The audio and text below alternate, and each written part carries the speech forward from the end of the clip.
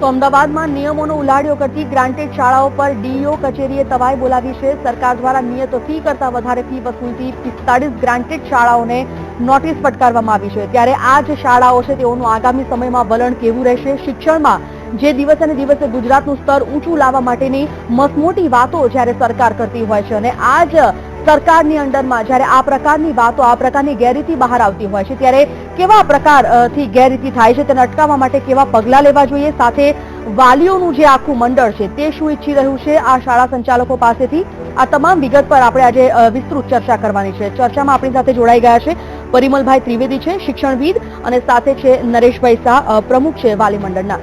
પરિમલભાઈ, નરેશભાઈ, આપ બંનેનું સ્વાગત. શરૂઆત કરીએ પરિમલભાઈ આપનાથી. પરિમલભાઈ, ઘણા સમયથી શિક્ષણને લઈને જ્યારે ગુજરાતની વાત આવે, ગુજરાતમાં ન ફક્ત પરંતુ દેશભરમાં સરકાર દ્વારા એક અભિયાન અલગ અલગ રાજ્યોમાં ચલાવવામાં આવતો હોય છે. આપણે ફક્ત અત્યારે ગુજરાતની વાત કરી રહ્યા છે. ઘણા અભિયાનો ચલાવવામાં આવે છે શિક્ષણનું સ્તર ઊંચું લાવવા માટે, પરંતુ ક્યાંક ને ક્યાંક આ જ શિક્ષણમાં હવે વ્યાપાર, બિઝનેસ આવી ગયો હોય તેવી વાતને આપણે નકારી શકતા તેમ નથી. ભૂતકાળમાં પણ આવા કેસીસ બની ગયા છે. અત્યારે જે ફી મસમોટી વસૂલવામાં આવે છે તેને લઈને અત્યારે જે નિયમ કરવામાં આવ્યો છે, સૌથી પહેલા આપ આખી ઘટનાક્રમથી વાકેફ છો, પ્રતિક્રિયા જાણીશું આપને. મને લાગે છે કે આ ખૂબ જ ગંભીર અને ચિંતાનો વિષય છે, ખાસ કરીને ગુજરાતના વાલીઓ માટે. અને આપણે કદાચ ખ્યાલ હશે કે મુખ્યમંત્રી શ્રી વિજય રૂપાણી અને શિક્ષણ મંત્રી ભૂપેન્દ્રસિંહ આ બાબતમાં અધિકારીઓને કડક સૂચના આપીને વચ્ચે રાજકોટમાં ઘટના બની ત્યારે પણ એક્શનમાં લઈ જઈને આમાં કાર્યવાહી કરવાની અમને તાકીદ કરી હતી. સંચાલકો આપમેળે જ્યારે પોતાના કોઈક ને કોઈક બહાના હેઠળ ફી વધારો કરીને વાલીઓ પાસેથી જ્યારે લે છે, પણ એક બાબત સારી છે કે વાલીઓ જાગૃત છે. અને આજે તમે જોયું હશે કે અમદાવાદની મોટાભાગની શાળાઓએ છેલ્લા 2-4 વર્ષમાં જ્યાં જ્યાં ફી વધારો કર્યો અને વાલીઓની જાગૃતતાને લીધે એવું બને કે એક સોશિયલ આંદોલન જેવું ઊભું થયું અને છેવટે પીછેહટ કરવી પડી. મને લાગે છે કે આમાં જિલ્લા શિક્ષણાધિકારીએ જે પગલાં લીધા છે અથવા જે નોટિસો આપી છે એનાથી તો ચોક્કસ ફરક પડશે, પણ કાયમ માટે આ પ્રકારની બધી દૂર થાય અથવા તો આપમેળે જે રીતે ફી વધારો કરીને વાલીઓનું શોષણ થાય છે અથવા તો વિદ્યાર્થીઓનું જે શોષણ થાય છે આ બાબતમાં શિક્ષણ મંત્રી ચિંતિત છે. મને લાગે છે આવનાર સમયમાં આની ઉપર ચોક્કસ એક મેમોરેન્ડમ ઓફ અન્ડરસ્ટેન્ડિંગ જેને કહેવાય કે કેવી રીતે આને કાર્યાન્વિત કરવું એ બાબતમાં સરકાર પગલાં લઈ રહી છે. અને મને લાગે છે કે આ ખૂબ જ ચિંતાનો વિષય છે અને આ પ્રકારના સંચાલકોએ પોતાની સંસ્થાને ચલાવવા માટે અથવા એના ખર્ચા કાઢવા માટે એ વાત સુધી લોકો માની શકે, પણ જે રીતે ફી વધારો થાય છે માની શકાય એમ નથી. ઘણી જગ્યાએ તો 40-40% વધારો થાય છે અને જેના કારણે પ્રજામાં ખૂબ જ આક્રોશ થાય છે. બિલકુલ. નરેશભાઈ, જે રીતે અત્યારે પરિમલભાઈનું કહેવું છે, એક તો ક્યાંક ને ક્યાંક સ્કૂલો તરફથી આ જે ફી વધારો અણઘડ રીતે ઝીકવામાં આવે છે. એક વાલી મંડળના પ્રમુખ તરીકે સૌ પ્રથમ આપે રજૂઆત કરી છે અને કરી છે તો કેવા પ્રકારથી? છેલ્લા 10 વર્ષમાં અને 2-3 વર્ષમાં શિક્ષણ ક્ષેત્રે જે રીતે બેફામ સ્કૂલ માફિયાઓ જે રીતે બાળકોને શોષણ કરીને આ ગંભીર પરિસ્થિતિમાં આજે એક કુટુંબનું પૂરું થતું નથી. 2 મા-બાપ, મા ને પતિ ને પત્ની બે પોતે કમાય કે પછી એ છોકરાને ભણાવી શકે એવી પરિસ્થિતિ જ્યારે હોય અને આપ જુઓ છેલ્લા કેટલાય સમયથી દરેક સ્કૂલ હોય, કોલેજ હોય કે બધા જ જગ્યામાં શિક્ષણમાં બેફામ વધારો એટલે કેવો 50થી 60% ઉપરનો આ એક અસહ્ય વધારો છે શિક્ષણમાં. વાલી મંડળે કેટલાય પ્રોગ્રામો કર્યા, કેટલાય લખાણો કરી, કેટલાય શિક્ષણ મંત્રીને મળ્યા, પણ ક્યાંક ને ક્યાંક અંડર ટેબલનું સેટિંગ હોય કે ક્યાંય ને ક્યાંય એજ્યુકેશન વિભાગના અધિકારીઓ સંકળાયેલા હોય, ક્યાંય કોઈ જાતનું સ્કૂલની ઉપર કોઈ જાતના એક્શન નહીં. ભવિષ્યમાં બી ઘણી નોટિસો પડી, પણ એ નોટિસોનો બી જવાબ 6-6 મહિના સુધી એ સ્કૂલ ના આપતી હોય. મને લાગે છે ક્યાંક ને ક્યાંક સ્કૂલના સંચાલકો ક્યાં સરકાર ઉપર હાવી હોય, ક્યાં અધિકારીઓ એને કદાચ નરમ વલણ અપનાવતા હોય. ખરેખર આ એક શિક્ષણ એ પાયાની જરૂરિયાત છે. હવે મારે એક જ વસ્તુ કહેવી છે કે બાળકને જ્યારે સ્કૂલમાં ભણતો હોય તો તમારે જે સ્કૂલમાં મૂકો છો એ સ્કૂલનું માનું છું કે આ લોકોને કહેવું એવું હોય છે કે ભાઈ અમારા ટીચરો મોંઘા હોય છે, અમારું શિક્ષણ મોંઘું હોય છે, અમારું આખો જે ઇન્ફ્રાસ્ટ્રક્ચર છે એ અમે મોંઘું આપીએ છીએ. ઇન્ફ્રાસ્ટ્રક્ચર, ટીચર તો તમે ગવર્મેન્ટમાં અને સેન્ટ્રલ ગવર્મેન્ટમાં જ્યારે એની પરમિશન લો છો ત્યારે ભાઈ આની જવાબદારી તમારે એની અંદર એમેન્ડમેન્ટમાં લખેલું હોય છે કે તમારે આ ટ્રસ્ટ બનાવીને સ્કૂલ બનાવવાની હોય છે. સરકારોના જે સરકારની ગ્રાન્ટ લેતા હોય છે એ સ્કૂલને સરકારને રિપોર્ટ આપવાનો હોય છે, એનો હિસાબ આપવાનો હોય છે. ટ્રસ્ટ લોસ ના કરે તો તમારે ફી વધારવાની ક્યાં જરૂર છે? તમે પૂરેપૂરા હિસાબ તમારા રજૂ કરો ખૂબ આવકાર દે. પણ જેમ સાહેબે કીધું, ફી કંટ્રોલ ઓથોરિટી કોલેજમાં છે. અમારી બી એવી માંગ છે વાલી મંડળની 10 વર્ષથી કે school fee control authority of તમે ગુજરાત કરો, એની પર એક કમિટી બનાવો, તજજ્ઞો બેસાડો અને તજજ્ઞો બેસાડીને આજે કઈ સ્કૂલનું કેટલું માળખું છે એના હિસાબો લો, કઈ સ્કૂલનો કેટલો ખર્ચો છે, કઈ સ્કૂલના કેવા એના ટીચર્સો છે, એના ઉપર આખું ફીનું માળખું બંધાય. આ તો ગોળું ને ગધેડું ને બધી જગ્યાએ એક જ સરખું, એક સ્કૂલે વધાર્યું. આજે અમદાવાદમાં તમે સ્કૂલના ખુલ્લેઆમ આપના માધ્યમથી કહું છું કે ઉદ્ગમ સ્કૂલ હોય કે ડીપીએસ સ્કૂલ હોય કે સંત કબીર સ્કૂલ હોય કે ફ્લોરસ હોય, સાહેબ 20-30 હજારની ફીના આજે લાખ રૂપિયા, 1.5 લાખ રૂપિયા, એને બસનો વધારો, એના પિકનિકનો વધારો, બુક્સનો વધારો. આજે બધી જ સ્કૂલો, ગુજરાતની તમામ સ્કૂલો સ્ટેશનરીનો ધંધો પોતાની આજે સ્કૂલમાંથી કરી રહ્યા છે. કઈ સ્કૂલોને લાયસન્સ આપી સરકારે? તમારે ફક્ત અને ફક્ત એજ્યુકેશન જ કરાવવાનું છે. કોઈ બી ડ્રેસ, કોઈ બી સ્કૂલ કે તમારે કોઈ બી એવું વેચાણની પ્રવૃત્તિ ટેક્સ ભર્યા વગર, સરકારને એમાં બી નુકસાન થાય છે. ટેક્સ વગર એ લોકો નોટબુક્સ, બુક્સ, ડ્રેસીસ, એક ધંધો બનાવી દીધો છે. સ્કૂલની બી ફીમાં એ લોકો સરકારે એક્ઝામમાં આપેલું છે કે ભાઈ આમાં સર્વિસ ટેક્સ નહીં લગાવીએ. તો તમે આટલા બધા તમને રાહત મળે તો શા માટે બાળકોને આટલી લૂંટવાની તમે પ્રયત્ન કરી રહ્યા છો?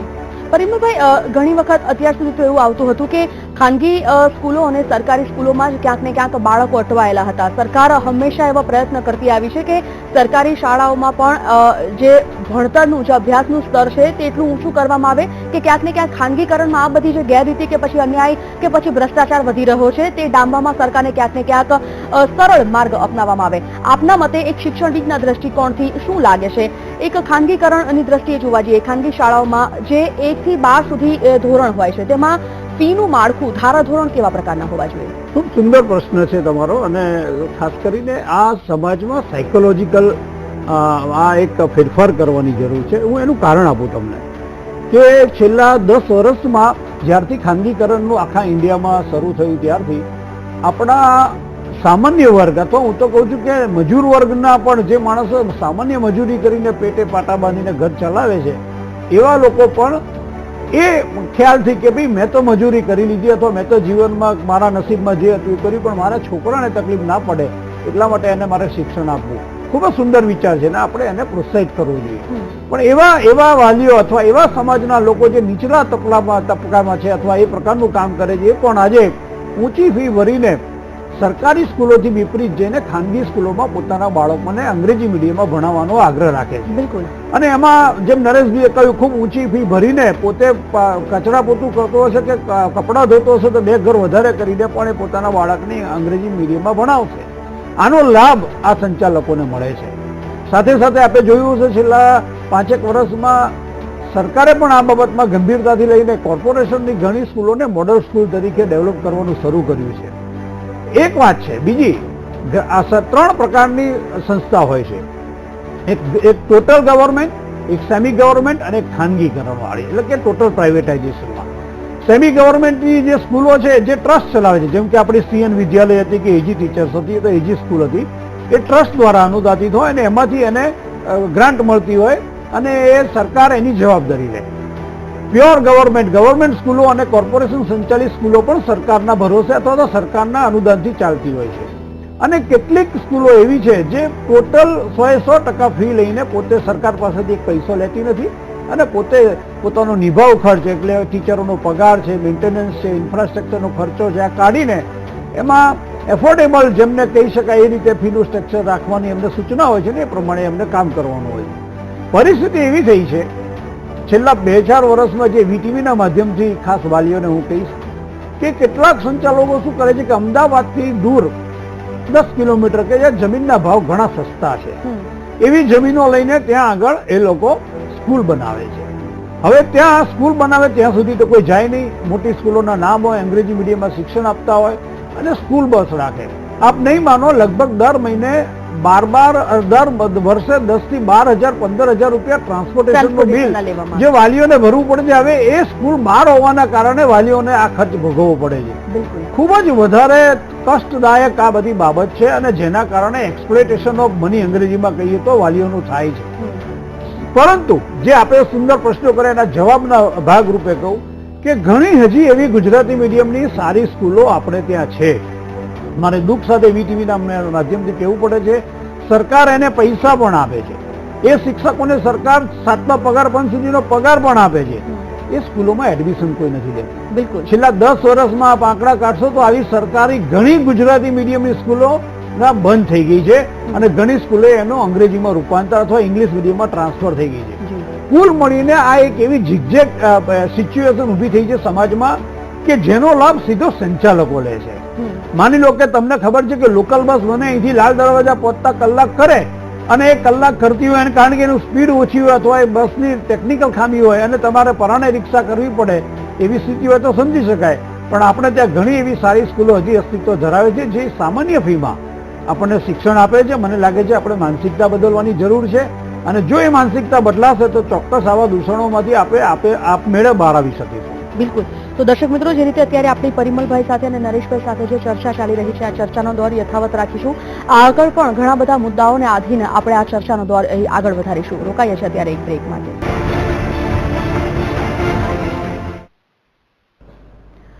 Welcome back. તો તગડી ફી સામે આજે તવાઈ જે બોલાવવામાં આવી રહી છે તેના જ પર આપણી એક ચર્ચા ચાલી રહી છે. 45 જેટલી જે શાળાઓ છે તેઓને હવે નોટિસ ફટકારીને આદેશ કરવામાં આવ્યો છે કે જે અત્યારે ફી વધારો લેવામાં આવ્યો છે તે પરત વાલીઓને કરી દેવો. જે વધારો લેવામાં આવ્યો છે, જે ધારાધોરણથી ઉપર લેવામાં આવ્યો છે તેની. આ સમગ્ર મામલે જિલ્લા શિક્ષણ અધિકારીનું શું કહેવું છે, પહેલા આપણે તે સાંભળી લઈએ. ફી વિકલ્પ માટેની મંજૂરી આપેલી હોય, અમારી અનુદાનિત શાળાઓ જે ફી વિકલ્પ વાળી હોય તો એની નક્કી કરેલા માટે ધોરણ 9, 10, 11, 12ની એની વધારે ફી લઈ શકતા નથી. તો એ ફી જે શાળાઓ દ્વારા લેવામાં આવેલી છે એવું પુરવાર થાય છે એટલે એમને સોકોઝ નોટિસ આપવામાં આવી છે અને તેની સામે કાયદેસરના કાર્યવાહી કરવામાં પણ આવશે. 45 શાળાઓ જે છે એને તાત્કાલિક અમે નોટિસ પણ આપી દીધી છે. નોટિસના ખુલાસા પછી એને હિયરિંગમાં બોલાવી અને સદર જે ગેરકાયદેસર ફી લીધી હોય પરત કરવા માટેની સૂચના પણ આવશે. તો આ ચર્ચાનો દોર યથાવત રાખીએ. પરિમલભાઈ ત્રિવેદી, શિક્ષણવિદ, અને સાથે નરેશભાઈ શાહ, પ્રમુખ વાલી મંડળથી આપણી સાથે જોડાઈ ગયા છે. નરેશભાઈ, થોડી વાર પહેલા જ પરિમલભાઈએ ખૂબ જ સરસ વાત કરી. એક તો ક્યાંક ને ક્યાંક અત્યારે ખાનગી શાળાનું શિક્ષણ અને સરકારી શાળાનું શિક્ષણ આમાં ખૂબ જ મોટો તફાવત જોવા મળ્યો છે. આપની તરફથી જાણીશું, શું ખરેખર ખાનગી શાળાઓમાં જે કંઈ પણ સગવડો આપવામાં આવે છે અથવા તો પછી આ ખાનગી શાળાના સંચાલકો દ્વારા જે કંઈ પણ સગવડો બતાવવામાં આવે છે, શું તેનાથી વાલીઓ અંજાઈ ગયા છે? વાલીઓના દ્રષ્ટિકોણ કયા છે સરકારીથી ખાનગી તરફ વળવા માટેના? બહુ એક સિલેબસ તો તમે ગુજરાતીમાં હોય કે ઇંગ્લિશ મીડિયમમાં હોય, સીબીએસઈ અને આઈસીએસઈ ની વાત અલગ છે. પણ તમે સીબીએસઈ બી અમુક સ્કૂલો છે એમાં ગુજરાતી મીડિયમ તમારે 8, 9 ને 10 ગુજરાત બોર્ડની અમુક પુસ્તકો આવતી જ હોય છે. જી, ભલે સીબીએસઈ હોય તો પણ ઘણી એવી સ્કૂલો છે. એટલે સિલેબસ ઉપર જ આખો આ એજ્યુકેશનનો આધાર છે. બાકી અધર એક્ટિવિટીઝ તમે સ્કૂલમાં અંજાઈ ગયેવાની જે વસ્તુઓ કે જેનાથી વાલીઓને બતાવીને લૂંટવાની જે વાત છે, બીજી સૌથી વધારે તાકાત તો આ લોકો માફિયાઓ સ્કૂલમાં બાળકોના વાલીઓને એટલી દાદાગીરી કે સ્કૂલમાં બોલી ના શકો એટલી બધી એ લોકોની આજે બાળકને વાલીઓ પર એટલી મેન્ટાલિટી એ લોકો લગાવી દીધી છે કે સ્કૂલમાં તમે કોઈ બી જાઓ, તમે મીડિયામાં જાઓ તેના બાળકને કાઢી મૂકવા સુધી, કોઈ સ્કૂલમાં એડમિશન સુધી આ સ્કૂલના માફિયાઓ ત્યાં સુધી આ બાળકો પર અત્યાચાર કર્યો છે કે એના વાલી જો ક્યાંય બી મીડિયામાં જાય તો તરત એના બાળકને શોષણ કરવામાં આવે. ખરેખર હું ધન્ય આપું જીવી ટીવીને કે આવા બધા જ ટીવીની જેટલી બી જાહેર ટીવીઓ છે એને ખરેખર આ મુદ્દો ઉઠાવવો છે. જાહેર જીવનની વસ્તુ છે. આપણે દેશના એક કારકિર્દીની આ વસ્તુ માળખું છે કે બાળકને જે રીતે અત્યારે શોષણ કરવામાં આવી છે સ્કૂલો મારફતે, કે આજે એક બાળકને સ્કૂલમાં ભણાવો. સાહેબ, એ તમે તમારી સાચી વાત છે બેન કે અંજાઈ જવાનું નહીં. આજે 80 થી 90% બાળકો સ્કૂલમાં નથી ભણતા, પર્સનલ ટ્યુશન રાખે છે, પર્સનલ ક્લાસીસ રાખે છે. તો પછી આટલી મોટી મસ્ત મોટી ફી લે તો શા માટે બાળકને ક્લાસીસમાં જવું પડે? ગમે એટલી મોટી મોટી સ્કૂલો હોય તો બાળક આજે ક્લાસીસ થી જ ભણે છે, સ્કૂલથી ભણતો નથી. તમે 90% ટકાવારી જુઓ તો સ્કૂલથી બાળક ક્લાસીસમાં જ જતો હોય છે. એટલે નરેશભાઈ, ક્યાંક ને ક્યાંક આપનો મતલબ એવો કાઢી શકાય, આપનો તર્ક એવો કાઢી શકાય કે સરકારી શાળાઓનું જે શિક્ષણ છે તેનું સ્તર ક્યાંક ને ક્યાંક કથળતું જાય છે, તેના કારણે બાળકો કે પછી તેના વાલીઓ ખાનગી તરફ વળે છે અને આ ટ્યુશન લેવાની તેમને ફરજ પડે છે. ચોક્કસ. સરકારીમાં તો શું છે બેન કે જે દિવસથી સરકારીમાં જે ટીચર છે એને જોબ લીધી એટલે એને તો 38 કે 40 વર્ષ સુધી એની જોબ હોય. એટલે વર્ષો પહેલાનું જે એને જે મેટ્રિક પાસ કરેલું હોય ટીચર હોય એ કદાચ અત્યાર સુધી બી ચાલતા હોય. અને આજે 15 વર્ષ પહેલા જે ટીચર્સો લીધા હોય, તાત્કાલિક ભરતીથી લીધા હોય, હંગામી ધોરણે લીધા હોય, એટલે સરકારની આખી કહેતી, કારણ કે પહેલા કોંગ્રેસ સરકાર હતી, પછી ભાજપ આવી, કોઈ મિનિસ્ટરના રહેમ રાયથી કોઈ શિક્ષક એમાંથી ભરતી થયો, એનું એજ્યુકેશન ના જોયું હોય. એટલે સરકારમાં આવા બધા ટીચરો જે ભણાવતા બાળકને હોય, હું એવું નથી કહેતો, કદાચ 20-25%, 70% સારા બી હશે, પણ એના અનુસંધાન હું એવું નથી માનતો કે સરકારી સ્કૂલમાં ભણેલો બાળક કાચો હોય. તમે કોઈ બી આજે ક્રિકેટર લઈ લો કે ફિલ્મી હસ્તીઓ લઈ લો કે વૈજ્ઞાનિક લઈ લો, જે બી મોટી હસ્તીઓ છે બધા સરકારી સ્કૂલમાં ભણીને જ આવેલા. 70 ની પહેલા બધી સરકારી સ્કૂલો જ હતી.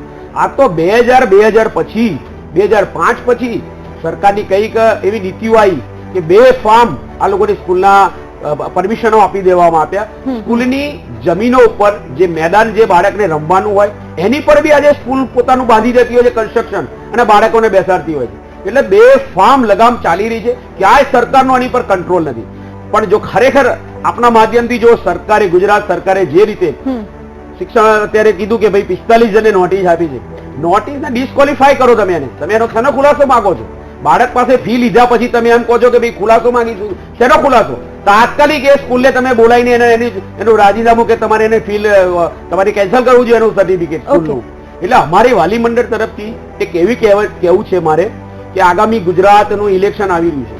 ભારતીય જનતા પાર્ટી હોય કે કોંગ્રેસ હોય, જો ખરેખર સ્કૂલો ઉપર તમારે આ રીતે એક્શન લેવા હશે તો ગુજરાતના તમામ મા બાપો, જે બી સરકારે કે જે બી પોલિટિકલ પાર્ટીએ એક્શન લીધા હશે, આ એક ખરેખર શિસ્તપાળપૂર્વક અને વાલીઓનું અને બાળકોનું એક સારી વસ્તુ છે. હું દરેક પાર્ટીના આપણે માધ્યમથી કહું છું, શિક્ષણનો મુદ્દો આપ ઉઠાવો.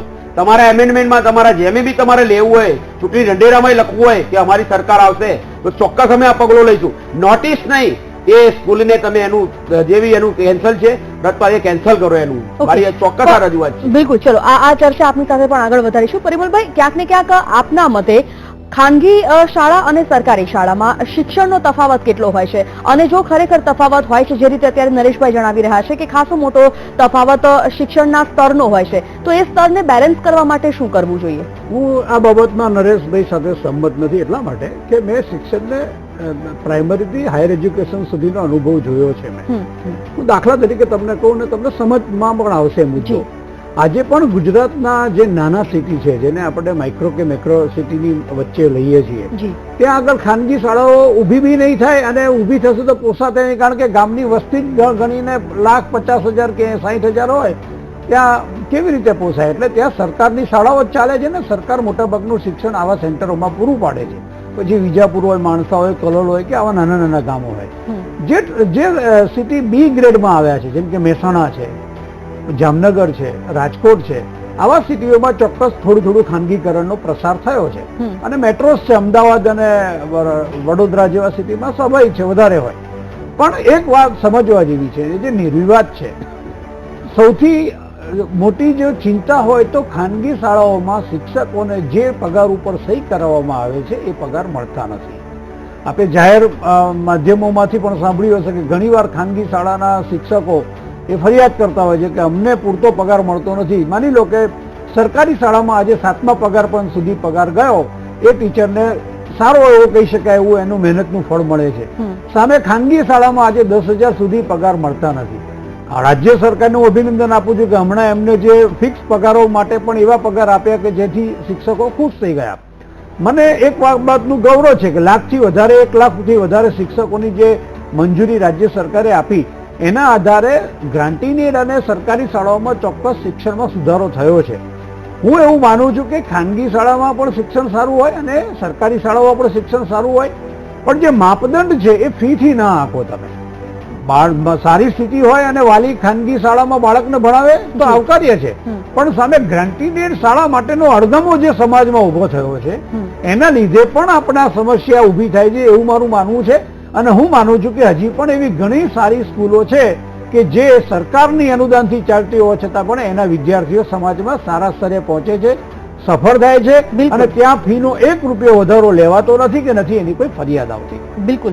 આ જ ચર્ચા આપણે યથાવત રાખીશું. ખાસ કરીને આ બાબત જે છે કેટલી ગંભીરતા તેની લેવાની જરૂર છે અને આગામી સમયમાં કેવા પ્રકારના સ્ટેપ વાલી તરફથી પણ લેવાવા જોઈએ, આ તમામ વિષય પર ચર્ચાના દ્વાર યથાવત રાખીશું. હાલ રોકાઈએ છીએ એક બ્રેકમાં.